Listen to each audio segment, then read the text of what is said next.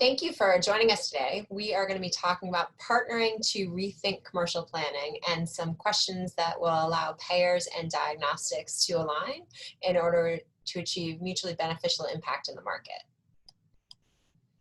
My name is Hannah Mamushka. I'm actually a molecular biologist by training. I'm a scientist. I've spent about 20 years in diagnostics, about half the time in the lab and half the time in the business side. And what I've seen over the course of my career is that it is rarely the technical challenges that keep diagnostic technology out of the market. It's almost always the commercial challenges. And the key to the most significant commercial challenge is establishing how much data is required for reimbursement, how valuable a test is, and who is going to pay for a test when it comes to the market. And today I'm joined by Matt Tucker, who leads Highmark Health's Vital Innovation and Real World Evidence Generation Program. Thanks, Hannah.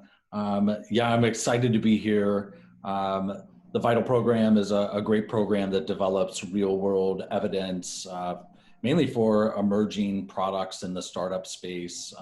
Sometimes large companies, when they're launching something new, but we're definitely focused more on the startup space. I've got a bit of a unique perspective for this because I've got the payer experience, but also the majority of my career in healthcare has been more on the product side, leading large brands like EpiPen at Mylan or med-surg devices at Baxter, and then working at a number of startups.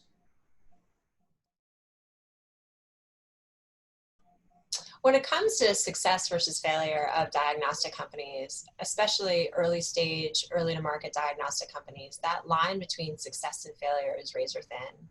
And I think a lot of the time we think that it depends so much on sensitivity or specificity or PPV, NPV cutoffs, but really so many of the differences that we see are in perceptions in the market, how a diagnostic is represented, how it is appreciated by the stakeholders and by the customers who are going to pay for it or use it.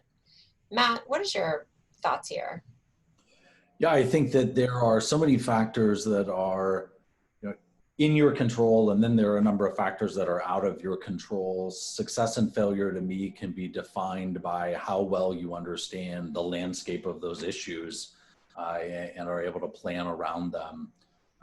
I think that the things that we're going to talk about today are things that are very much in your control and are things that, if you apply effort towards, you can really put yourself on the right side of that success.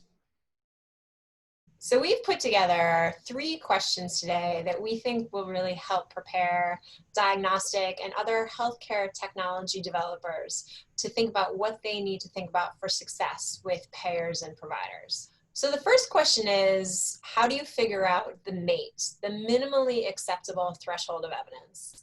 And this is such a key question for diagnostic and technology developers because unlike going through a regulatory path where there are clearly defined thresholds of test performance, on the reimbursement side, there's no well-established way of knowing how much evidence is going to be required for coverage and whether or not you have enough evidence when you submit a test. So, from the payer perspective, Matt, how do you think about what the MATE for a test is, and how do you think about engaging diagnostic companies to come to that concept together?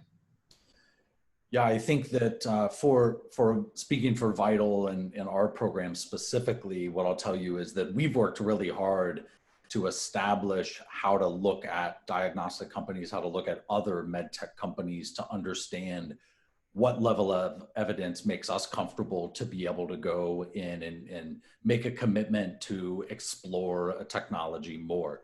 Now, we're a little bit more unique and we're definitely more on the innovative side, and as a program, that's what our job is, to find technologies that have a lot of great opportunities, but maybe not tons of data that we can help them develop. But I think what you're really talking about is also having conversations with payers very early on to establish collectively and agree on what that minimally acceptable threshold of evidence would be, so everybody's on the same page. So I know you've done this with some other payers, not Highmark necessarily, but I'd love to hear from you what that looks like and who you have around the table.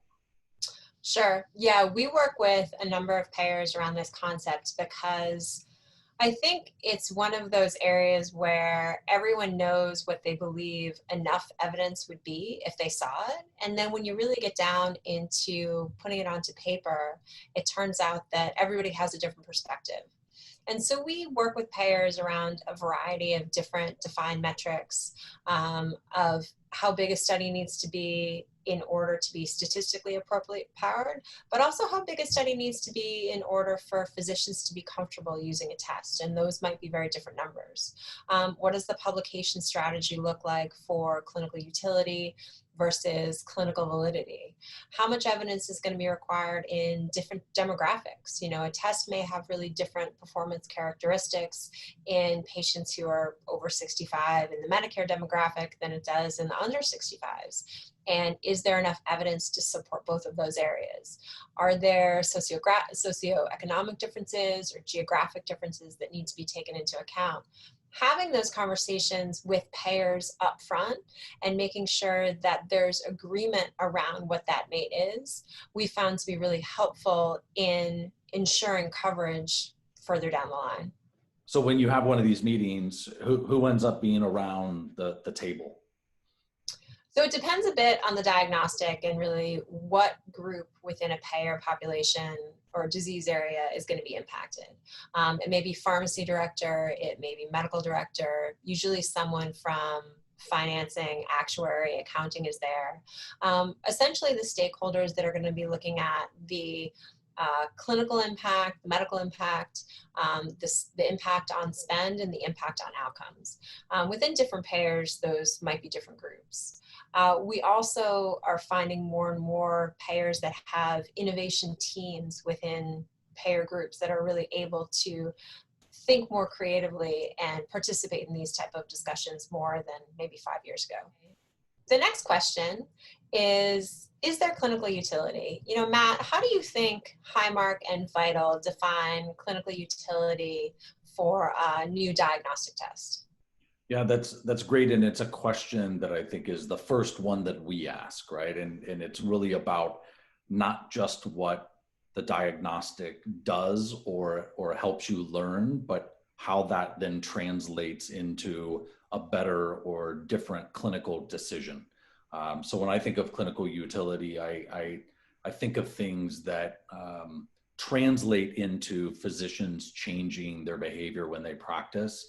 So something that allows for a better clinical decision that leads to a better treatment program or pathway. I also think of things that impact and improve the economics of how a condition is being treated. Maybe it accelerates decision-making or makes decision-making more specific. So you're able to hone in on a personalized treatment much quicker without trial and error. And then those things trickle down into an improvement in outcomes that really is why we're all in healthcare, you know, anyway, right? We're trying to make patients better. And I think what's great about the opportunity for diagnostics is to be able to help define those patient-specific treatments better, for example, and then getting patients healthier even faster. And because of that, it leads to a significant improvement in the economics. But it's less about what the diagnostic is doing or the information it's giving. What has to happen is there has to be a translation from that into what the impact is that the product is able to do. Mm-hmm. What other thoughts do you have? So, I mean, what role do you think a payer has in clinical utility? And I'm going to give you a scenario.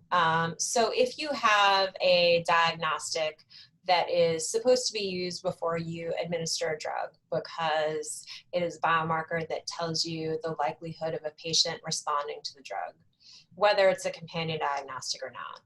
And so Highmark makes the decision to cover the diagnostic test, and the physician orders the test, but then the physician doesn't either follow what the test says or doesn't wait for the test results to come in. You know, we've heard about this a lot from payers, and it really seems like a challenge because from the perception of the payer, that can be a problem with the diagnostic, but it's really a problem within the system.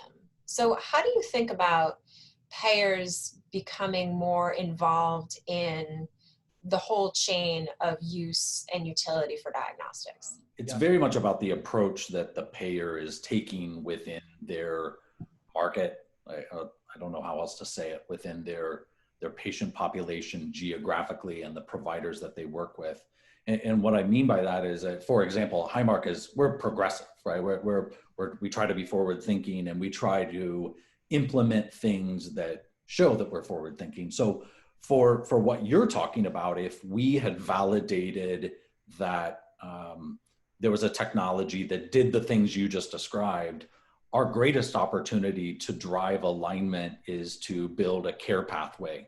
And what that care pathway would do is it would roadmap a patient journey and the provider interventions that happen along the way. And we would curate what those interventions should be for, let's say, I don't know, 80% of the circumstances. And then we would match that up with like utilization management that would pull in things like prior auths and make sure that if you wanted to deviate from that care pathway, you had to go through a justification process, right? And I think everybody's familiar with those. But then from there, we would work with reimbursement strategy to align the incentives across the board to make sure that not only were you just encouraged by a system that is going to give you positive or negative incentives to get you to do what we ask you to do in the care pathway. Ultimately, if we truly believe that the economic outcomes are going to be improved, we should be able to put our money where our mouth is and back that up with our reimbursement strategy. At Highmark, we do a number of things like this, and of course, because it's more progressive, we're tackling our biggest and most challenging disease states first, right? So you don't see it across the board yet, but it is a strategy that we're employing. And I think it's a really effective one, but it's also one that takes digging into the details a little bit more and helping educate the providers that are in your system that are part of your payer network, so they understand the background and the evidence behind these choices so they can really get on board. Mm-hmm. You mentioned something interesting there. What are the biggest challenging disease states that payers like Highmark are thinking about? Because that's something that diagnostic companies really want to know. Yeah, I mean, at the aggregate, it's the top offenders, right? It's diabetes, it's cardiovascular, musculoskeletal is a huge one. Behavioral health is another one that's big, and behavioral health is very complicated because a lot of times you're getting that in combination with other disease states. Chronic kidney failure and chronic kidney disease, that's another huge one. That would hit the top 5 most costly problems for payers. Mm-hmm. And then from there, of course, you're digging in at a much more granular level. Mm-hmm. Sure. That's always good information to have. All right. Our third question is around what and where is the value of your test or technology. And this one I always find really interesting because I think, and I say this as a recovering laboratorian, it always seems so obvious. When you're the one who's developing a test, the value of it, who's going to be impacted by it, who's going to care about it, always seems so obvious. But then you get it into the market and you realize that either people don't see it the way that you see it, or that they don't agree with it. And particularly when you're thinking about a payer customer or a physician customer not agreeing with that value proposition can kill the diagnostic, before it actually has any chance of impacting patient care. So, how do you think about making sure that there is market agreement on your development, getting that feedback, and how and when diagnostic companies should really start thinking about this? Yeah, I mean, I'm going to use the old adage of you never get a second chance to make a first impression, right? And that's what this really is about. It is hard to get in front of key decision makers, whether those are parts of payers or whether they are, you know, key decision makers in provider groups. And the last thing you want to do is not have a clear message, not be able to articulate the evidence you have around your product, but also I would say more importantly that clinical utility that we just talked about. And when you ask the question around how do you think about validating this and making sure that it's agreed upon, you have to do the hard work that's at the very beginning, right? You have to talk to your customers, less so giving them a pitch and more asking them to be a participant in the story creation as advisors. So, for example, last night I did this with a med tech company that I'm helping out. We're trying to figure out how to articulate our value in a way that resonates with first providers, and we'll focus on payers later. But what we're doing is we're going through the process of putting in front of them the data and then walking them through and getting their feedback about that data, trying to listen to what they're saying, and then putting in front of them messages about our clinical utility, messages about the impact that a product can drive. And from there, we'll take that and we'll start to translate that into branding and materials that are customized to the different stakeholders to make sure that we're speaking to speaking the right things to the different audiences. And I think that this is one that really gets missed very often, where a company will develop a product maybe from a certain point of view. Diagnostics, I've seen it a lot where very often they're technical founders, they're clinical founders who they have a point of view about how a diagnostic would help them in their practice, but they're not always talking the same language that a payer would talk, right? Mm-hmm. So what will happen is they're telling a story, they're talking about the value that they see, but that might not be curated or customized to their audience. And you have to really think through those things. And if that clarity doesn't come through, then very often what happens is you just miss an opportunity and you never get in the door a second time. And maybe it's taking you 3 months to get in the door the first time. And instead of continuing to accelerate that conversation with somebody who really understands the value your diagnostic can bring, you end up having to go to another system or another payer and starting from scratch all over and try to tell the story better than you did the last time. The better thing to do is to invest up front and go through a process where you're really thinking about this, you're talking to advisors and you're starting to curate your story. If you don't do that, then you're really putting yourself at risk for being misunderstood. Mm-hmm. Yeah, I think this is really where a lot of diagnostic companies, flounder in the market, is because there's two missed opportunities. There's the missed opportunity, one, to make sure that your customer agrees with your value proposition. But then there's the other missed opportunity of being able to listen to your customer and see if there is another opportunity or an adjacent opportunity that your technology can really provide a solution to. But without getting that feedback and without being able to really understand what they're looking for, you might not realize that opportunity.